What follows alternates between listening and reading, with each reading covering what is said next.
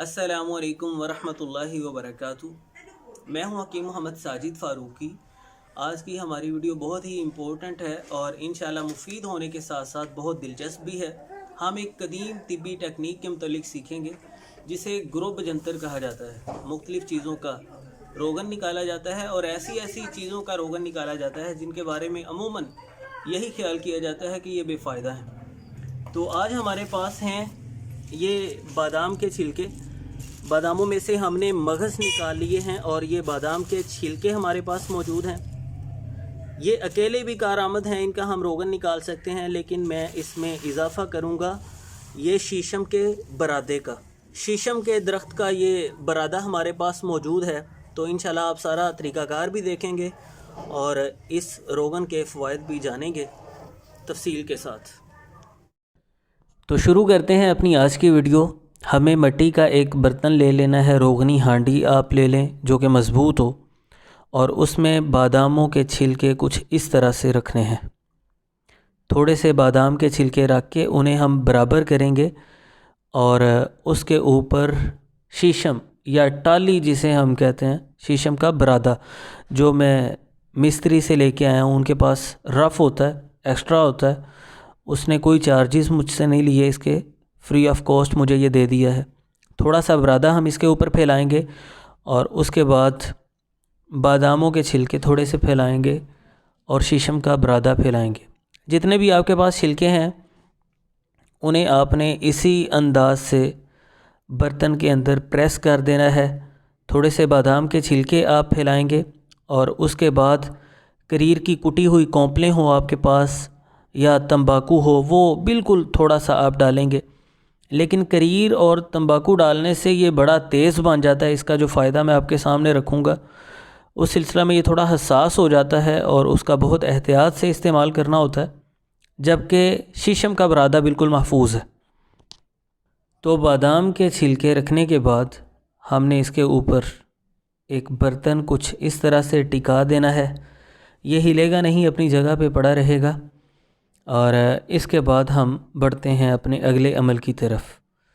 थोड़ा सा आप आटा लेंगे, सख्त गूंदा हुआ, ये नरम ना हो, काफ़ी सख्त गूंदा हुआ हो, और इसको कुछ इस तरह से आपने रोल कर लेना है। इसका इतना रोल बनाएं जो पूरे बर्तन के ऊपर वाले घेरे को ढांप ले। ये मुनासिब मिक़दार में हमने इसे लंबा कर लिया है। अब हमने इसे बर्तन के किनारे पर फिक्स कर देना है। इसमें कोई पेचीदगी नहीं है, कोई बारीकी नहीं है। ये घरेलू इस्तेमाल की ही चीज़ें हैं। हंडिया भी हमारे घरेलू इस्तेमाल की है और जो कोला या बर्तन हमने इसके अंदर रखा है वो भी घरेलू इस्तेमाल का है। हंडिया के किनारे पर हमने ये सख्त गूंदा हुआ आटा कुछ इस तरह से चिपका देना है। हंडिया के किनारों पर ये आटा लग गया है।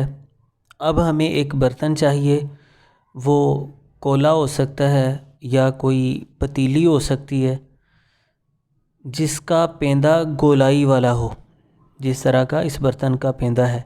यानी वो बिल्कुल सपाट नहीं है, सीधा नहीं है, बल्कि वो दरमियान से नीचे को झुका हुआ है, गोलाई लिए हुए है। आपको समझ आ जाएगी कि ऐसा बर्तन हमें क्यों चाहिए। हमें इसको फिक्स कर देना है, उस आटे के साथ चिपका देना है। अब ये हर तरफ से बर्तन का सांस बंद हो गया है। इस ऊपर वाले बर्तन में वो कोला है या पतीली है, हमने ठंडा पानी डाल देना है, मतलब रूम टेम्परेचर जो हमारे पास नॉर्मल पानी हो। ये हमारी मशीन या हमारा प्लांट कह लीजिए एक तरह से मुकम्मल तैयार हो गया है। इसे ग्रुब जंतर कहा जाता है। इस जंतर के ज़रिए बाज़ दवाओं का अर्क या रोगन फरारी हासिल किया जाता है और इसका सारा तरीक़ाकार आपने देख लिया है। अगर हम कोई लिक्विड फॉर्म में अंदर चीज़ रखते हैं और उसका अर्क निकालना या उसका जौहर निकालना मकसूद है, तो ज़ाहिर सी बात है अगर अंदर लिक्विड होगा तो उसके ऊपर बर्तन टिकेगा नहीं जो हमने अंदर बर्तन रखा है। तो हम फिर اندر کوئی سٹینڈ رکھ سکتے ہیں یا اینٹ رکھ سکتے ہیں اور اس کے اوپر کولا وغیرہ رکھ سکتے ہیں۔ خیر ہمارے پاس سولڈ فارم میں بادام کے چھلکے تھے تو ہمیں کوئی سپورٹ رکھنے کی ضرورت نہیں تھی۔ ہم نے اب اس کے نیچے آگ جلا دی ہے۔ آگ کی گرمی سے جو بخارات اوپر اٹھیں گے وہ ٹھنڈے برتن سے لگ کر، جو ہم نے ٹھنڈا پانی اوپر ڈال کے رکھا ہوا ہے، لگ کر نیچے قطرہ قطرہ کر کے گرتے رہیں گے، اور نیچے ہم نے جو برتن رکھا ہے اس میں وہ روغن جمع ہوتا رہے گا۔ یہ خیال رکھنا ہے آپ نے کہ جب اوپر والے برتن کا پانی گرم ہو جائے، جیسا کہ اب اس میں سے بخارات نکل رہے ہیں، تو ہم نے اس پانی کو بدل دینا ہے۔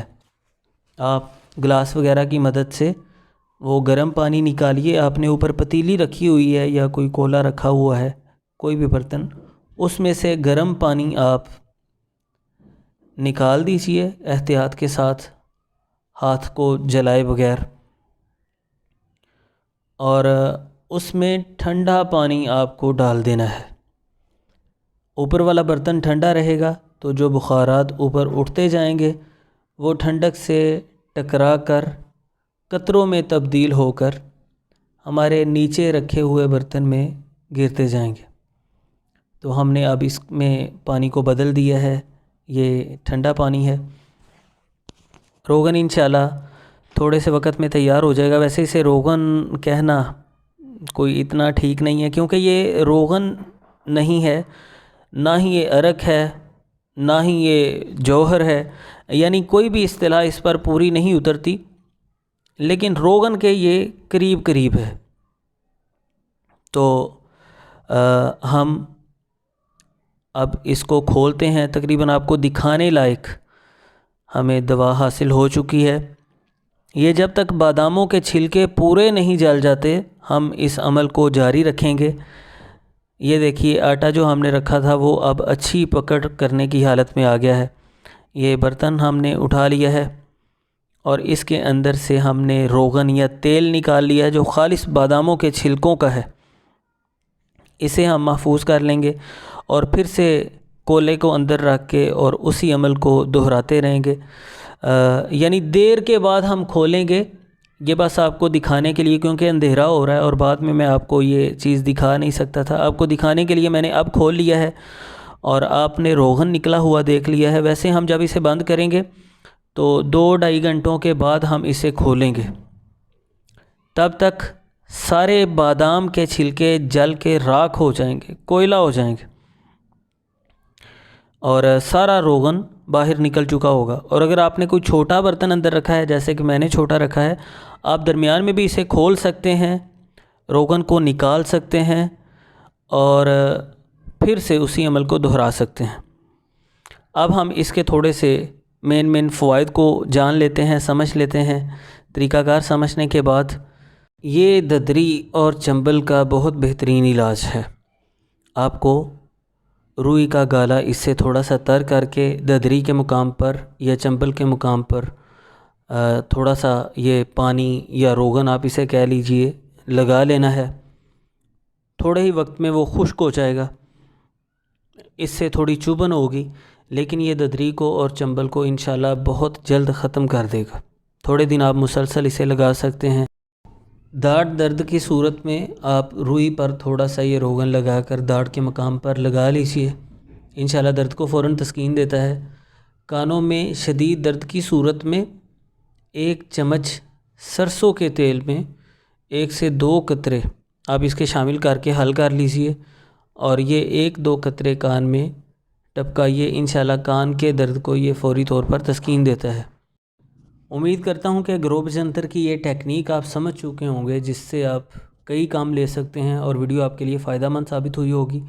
چینل پر اگر آپ نئے ہیں یا ابھی تک سبسکرائب نہیں کیا تو ضرور سبسکرائب کیجئے تاکہ آئندہ بھی آپ کو مفید ویڈیوز کے نوٹیفیکیشن ملتے رہیں۔ بہت شکریہ۔